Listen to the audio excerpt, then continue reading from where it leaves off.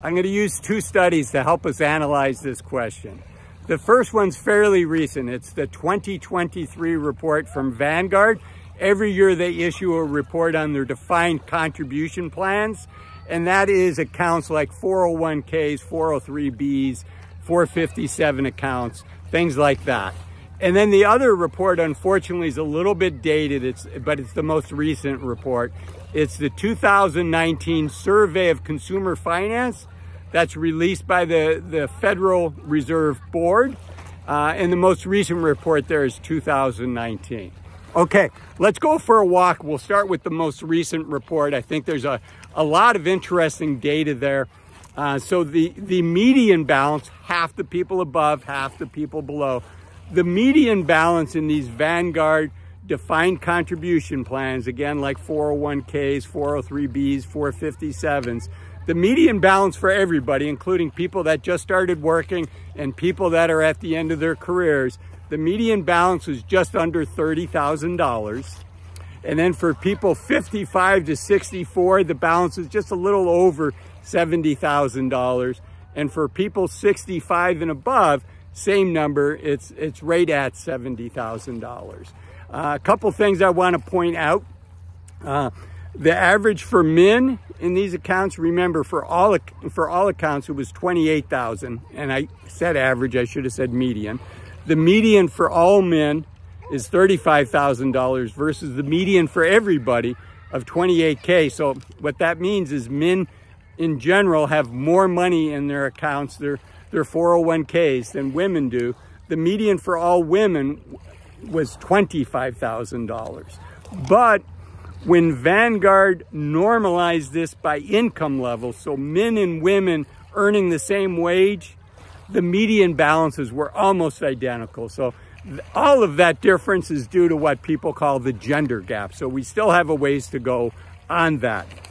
Another interesting part of the Vanguard study is for people that were in their jobs 7 to 9 years, the median balance was $53,000. But for people that were in their job over 10 years, the median balance was $125,000. That's a big difference. And I think the reason is that, there's probably some people in that group that have been at the company for 25, 30 years, right? So that's a big jump. An interesting trend, companies used to do their match in company stock. So if they were a publicly held company, a Fortune 500 company, something like that, the company would say, okay, well, we're going to match the first 4%, but we're going to put in our company stock as opposed to giving you cash. And back, what was it, 10 years ago? Yeah, 2013, the average balance in these accounts of company stock was 10%.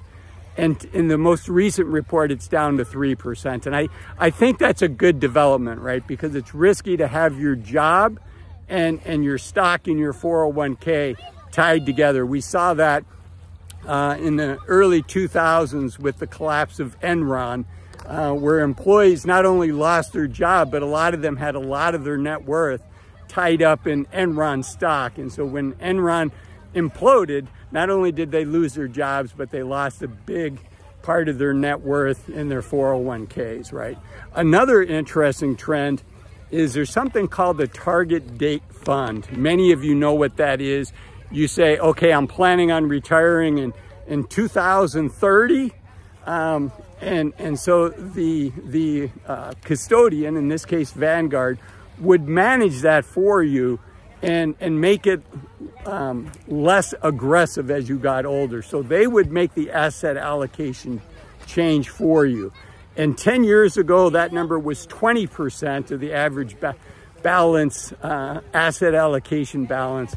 20% was in target dated funds, and now it's 40%. And I think the development for that is it's easy, right? A lot of people, when they first get their job, they sign up for their 401k, and then they don't watch it, they don't change it, and maybe you've still got the allocation that you had 10 years ago, and maybe that's a match for you, maybe that's not. I would caution you that, there's a lot of factors that go into asset allocation, and your retirement date is just one of those factors. from my standpoint, I wish it was that easy, right? Just tell me the date you're going to retire and I know your asset allocation. It is nowhere near that simple. So it's a good development because at least the asset allocation gets adjusted, but it's also a bad development because you want to look at your asset allocation and have it unique to you and your situation. And one characteristic is your retirement date, but you have many other things that would be different from other people. Okay, so that's the most recent study. But now let's look at, what does it take to be rich? What is, according to the consumer finance study that's put out by the Federal Reserve Board, again, this is 2019 data, what is the top 1%? And I'm going to call the top 1% is rich, the top 5% is affluent, the top 10%, the top 5% is wealthy. So it's rich for the top 1%, wealthy for the top 5%, and then affluent for the top 10%. And then there's everybody else, right? There's the median, which is the average person, not average, but the person in the middle class, right? So again, median is half above and half lower. So the median, according to the consumer finance study, the median net worth for Americans, 65 and above. So all of this is for people that are retirement age, at least 65 and above. The median net worth is $280,000. To be in the top 10%, which is people that are affluent, the median balance, the median net worth is $2 million. And you think about that, that passes the sniff test. If you've got $2 million, you use the rule of 4%, right? That's $80,000 a year. And that's before you get any Social Security. That's before some people still have pensions, not many of us anymore. But you can see, you're living very comfortably, as you'd expect if you're in the top 10%. So that's at $2 million. Actually, it's just a little bit less than $2 million. Then what does it take to be wealthy in the top 5%? That's a little over $3 million. Now, we're still coming to the 1%, but let me talk about being wealthy, right? A little over $3 million. I believe the number is $3.2 million, and yes, it is. So at that point, with or without Social Security, you probably have a very nice life. You have some disposable income. You're able to take some nice trips, things like that. And then to be in the top 1%, there's a big jump here. Go ahead and pause it and think about it. If the top 5% is at 3.2 million, what is the top 1%? The top 1% is $15 million. And that's a lot of money. Those people are enjoying life. I hope you found this video helpful. I hope you're enjoying life.